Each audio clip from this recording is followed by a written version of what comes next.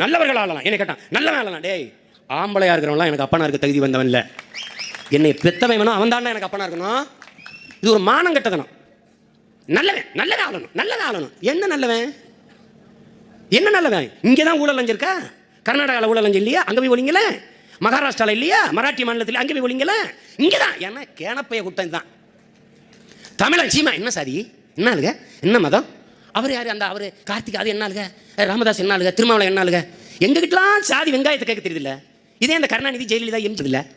தமிழன் எதை வந்தாலும் சாதி கேட்கறது, தமிழ் இல்லாத எதை வந்தாலும் அப்படியே தலைவனாக இருக்கிறது. இந்த மாதிரி ஒரு கேன புத்தி என்னைக்கு உனக்கு ஒழிய போகுது, என்னைக்கு ஒழிய போகுது?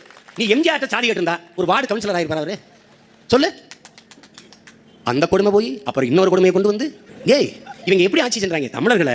இந்த திராவிட கட்சிக்காரங்களை பாருங்க, தமிழர்களை அவன் மெய்யிலிருந்து அவன் வழிபாட்டிலிருந்து வெளியேற்றான். கோயிலுக்கு பாத சாமி கும்பிடாத, அது முட்டா பேசுறது, அது